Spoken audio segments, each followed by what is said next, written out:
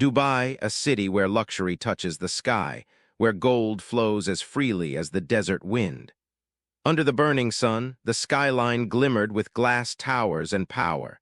It was the perfect setting for what the tabloids called the wedding of the century. On that day, the world watched as Sheikh Khalid Al-Rashid, one of Dubai's youngest and most influential royals, married a woman unlike anyone from his world, Althea Santos, a 27-year-old Filipina from Cebu. The story of their romance had already gone viral, a modern-day Cinderella tale, a humble woman turned royal bride. The ceremony was an explosion of wealth and spectacle, gold-plated tables, white Arabian horses, and 400 guests flown in from across the world. The wedding gown alone, custom-made in Paris, shimmered under the chandeliers, said to have cost more than most people earn in a lifetime. Althea smiled shyly beside her new husband, her hands trembling as cameras flashed. She was described in every article as pure, innocent, a virgin bride. It was that image, her youth, modesty, and supposed chastity, that had captivated Sheikh Khalid.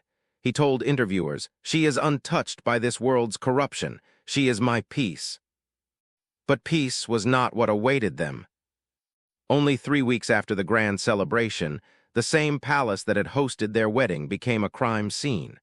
Police vehicles surrounded the Golden Gates. Inside, servants whispered and cried as officers sealed off the sheikh's private quarters. In the master bedroom lay the bride, dead, her body found on the floor beside shattered glass and blood-stained silk sheets. Her husband was nowhere to be found. The news spread like wildfire but was quickly silenced. Officials called it a domestic accident. Yet whispers told a darker story, that the sheikh had discovered something about his new wife, something that shattered the illusion he had built. The fairy tale had turned into a nightmare. The lavish wedding that promised eternal love now stood as the beginning of betrayal, scandal, and blood.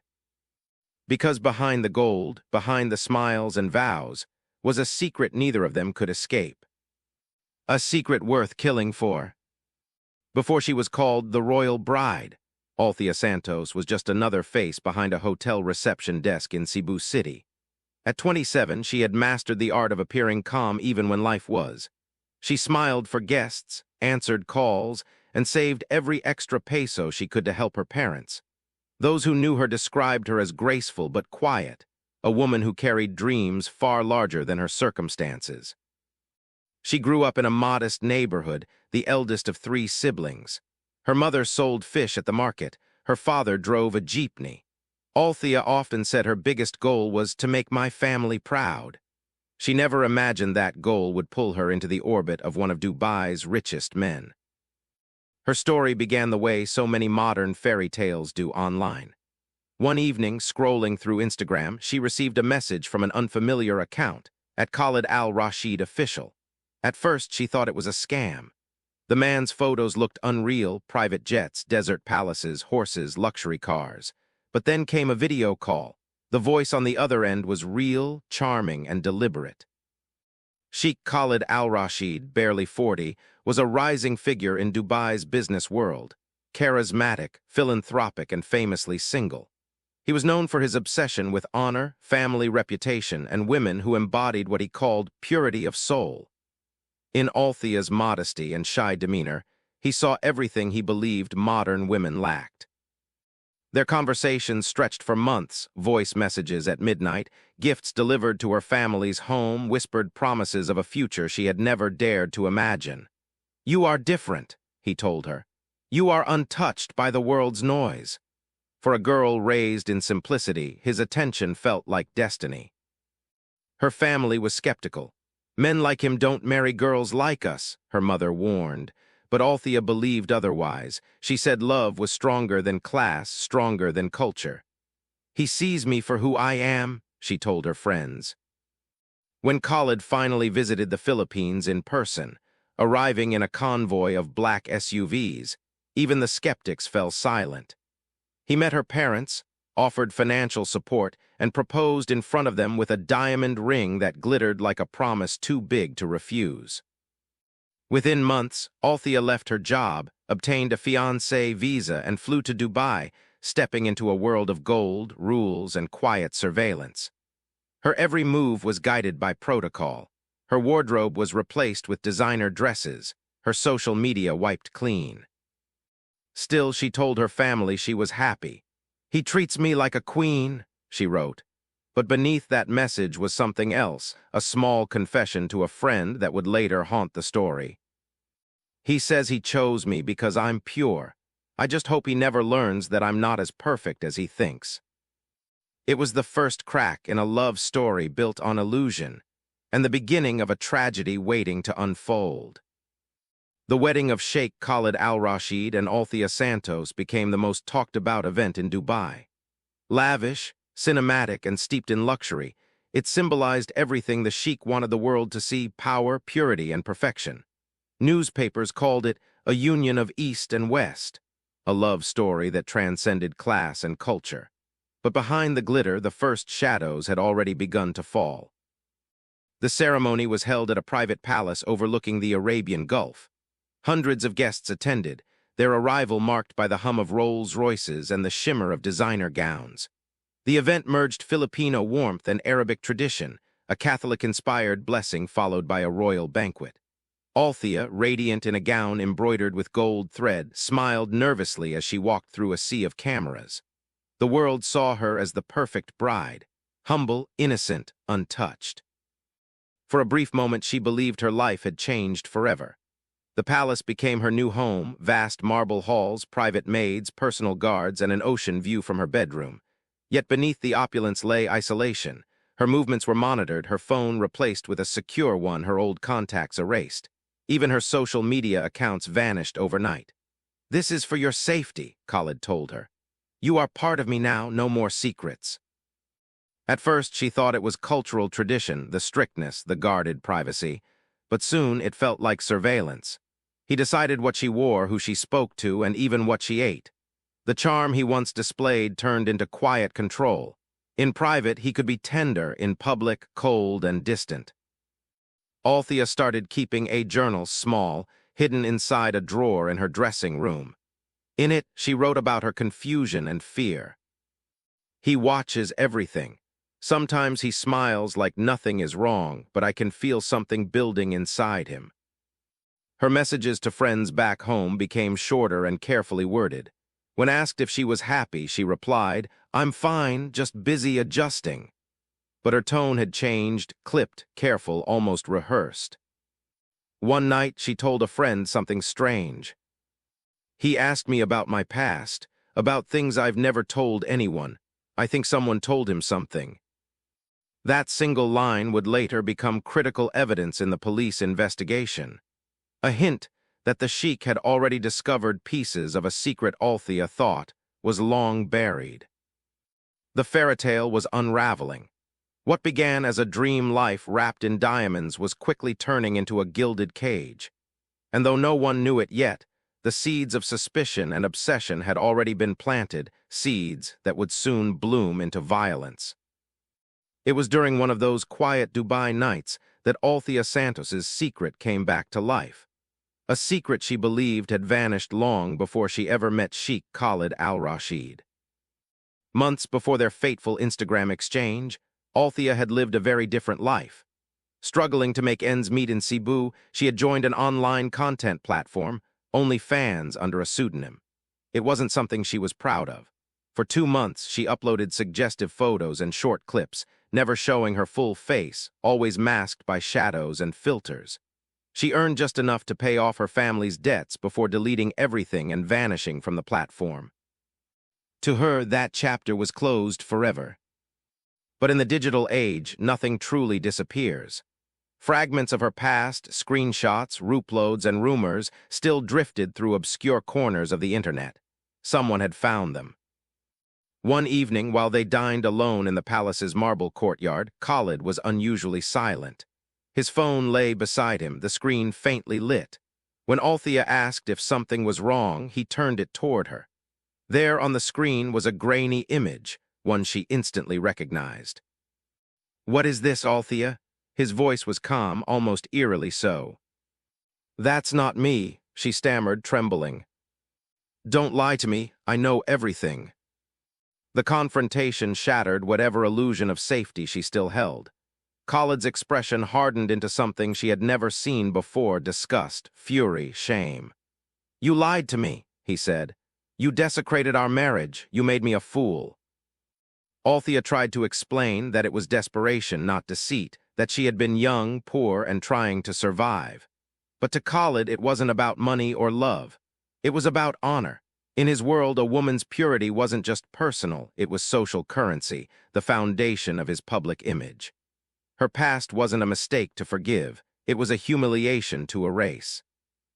That night, palace staff heard shouting echoing through the halls. The language switched between English and Arabic, her pleading, his anger. Then silence. From that day forward, Althea's life became a quiet imprisonment. Her phone was confiscated. Her online accounts were deleted. The guards were instructed that Madam is not to leave without permission. She was effectively locked inside the villa. Friends back home grew worried. Messages stopped abruptly. One friend, sensing something was wrong, messaged her repeatedly until a single reply came back. I can't talk, he knows everything. Inside the marble cage, Althea tried to reason with him. She wrote letters of apology she never gave him, prayed in secret, and cried in silence. She knew she had betrayed his ideal, but she couldn't understand why that mistake now felt like a death sentence. Meanwhile, Khalid's paranoia deepened.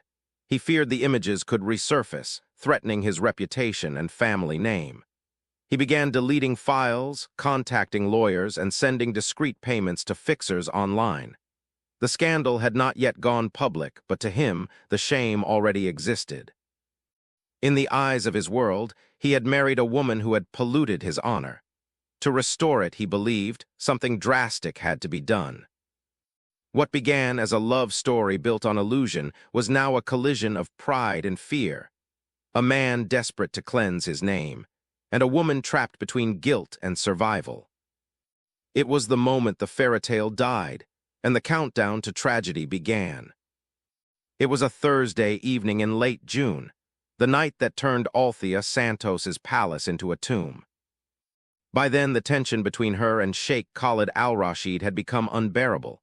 For days, they had lived like strangers beneath the same roof, no laughter, no warmth, just silence thick enough to suffocate. Staff whispered that their fights had grown frequent. She cried often, one maid later told investigators. But she always said she loved him, that he would calm down soon. That evening, Althea dined alone at 8:00 p.m. Her plate remained half-finished. She looked distracted, eyes fixed on the phone she no longer had permission to use. The guards on duty said she seemed anxious, pacing near the window, whispering prayers under her breath. At 9:15 p.m., the palace's security cameras captured Sheikh Khalid entering her quarters. He walked with deliberate calm, wearing a white kandjara and carrying his phone. A faint echo of his footsteps reverberated through the hallway. 10 minutes later, the first signs of violence began.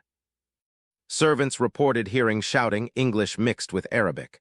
The words weren't clear, but the tone was unmistakable: rage. One bodyguard claimed he heard the sheikh yell, "You shamed me," followed by a woman's scream that pierced the night. Then came the sound of something heavy crashing, glass, perhaps furniture. At 9:40 p.m., the lights flickered across the wing, and several security cameras went dark. Later, technicians would confirm they were manually disabled from inside the sheikh's office. Silence followed. No one dared intervene. In that household, no one questioned authority, not even when it sounded like death. At 10:05 p.m., the cameras briefly flickered back on. The hallway outside Althea's suite was empty. Inside, behind locked doors, the tragedy had already unfolded. The next morning at 7:30 a.m., a maid knocked on her door to serve breakfast. When no answer came, she tried again. Still nothing. Moments later, another staff member used the master key. What they found froze them in place. Althea lay motionless on the marble floor, her white nightdress soaked in blood. A crystal vase lay shattered nearby, its jagged pieces glinting under the sunlight. Her phone was smashed against the wall, its screen cracked, camera lens shattered. One of her hands was clenched tightly, still clutching a gold chain that had snapped during the struggle. The maid screamed. Within minutes, police arrived. They sealed off the wing and began documenting everything: blood patterns, fingerprints, fragments of broken glass. The autopsy would later reveal the cause of death: blunt force trauma to the skull, consistent with being struck by the vase. There were also marks around her neck, faint but undeniable evidence of manual strangulation. Inside her phone, investigators discovered a voice memo recorded just hours before her death. Her trembling voice whispered, "He knows everything. I'm scared. If something happens to me, please tell my family I'm sorry." The Sheikh was nowhere to be found. His white Lexus SUV had vanished from the palace grounds, and his personal guards claimed they'd received orders not to disturb him. By noon, police issued an alert across Dubai. That evening, his car was found abandoned in the desert, about 40 kilometers from the city, keys still in the ignition, tracks leading toward the dunes. Rumors spread like wildfire. Some said he had fled by private jet. Others believed he had ended his own life in the desert. But one thing was certain: the man who once vowed eternal love to his pure bride had vanished, leaving behind only her broken body and a trail of blood that stained his empire. In the palace that once echoed with wedding music, silence now ruled. The fairy tale had rotted from the inside out. The virgin bride turned into a symbol of betrayal, obsession, and cultural rage. And as investigators pieced together the evidence, one haunting truth emerged. In his need to preserve honor, Sheikh Khalid Al-Rashid had destroyed the very thing that had once made him human. In the days that followed Althea Santos's death, Dubai transformed from a city of silence into a stage of whispers. The news spread fast, faster than the authorities wanted. A royal bride dead, a sheikh missing, and a crime that could ruin reputations reaching far beyond palace walls. At first, local media called it a private family matter. But when police confirmed that Sheikh Khalid Al-Rashid had vanished, international attention erupted. Dubai police issued an official warrant, and Interpol was alerted within 48 hours. The sheikh's passport and accounts were flagged, yet he remained unseen. Some claimed he had boarded a private jet to Oman. Others whispered he was being protected by those desperate to keep scandal out of the headlines. Investigators began tracing his movements from the night of the murder. CCTV footage showed his Lexus leaving the compound at 10:20 p.m. the next morning. His vehicle was found abandoned in the desert, its tires half buried in sand. Inside were 2 passports, $50,000 in cash, and an encrypted satellite phone. A deeper probe uncovered offshore bank transfers made days before Althea's death, large sums moved to accounts in Cyprus and Morocco. Forensic experts combed through his phone records, revealing deleted messages between Khalid and an anonymous number linked to a data broker, likely the source of Althea's leaked OnlyFans past. It was evidence of premeditation. When the Sheikh's legal team surfaced, their statement shocked the public. They claimed he was suffering from temporary emotional breakdown caused by a revelation that severely destabilized his mental state. They described him as a man pushed to the edge, not a murderer. Privately, authorities suspected the statement was part of a calculated cover-up, an attempt to frame the crime as a crime of passion rather than deliberate violence. Public reaction fractured. Within conservative circles, some sympathized with Khalid, viewing the affair as a matter of honor and shame. But for the Filipino and international community, outrage burned. Across Twitter and TikTok, the hashtag Justice for Althea trended globally. Thousands of women, especially Filipinas working abroad, shared stories of power, silence, and fear. Then came a new revelation: voice recordings leaked from the Sheikh's private phone logs. In one, he could be heard muttering, "She lied to me. She defiled my name. I will cleanse this stain." The recordings shattered any illusion of accidental death. The tone wasn't remorseful.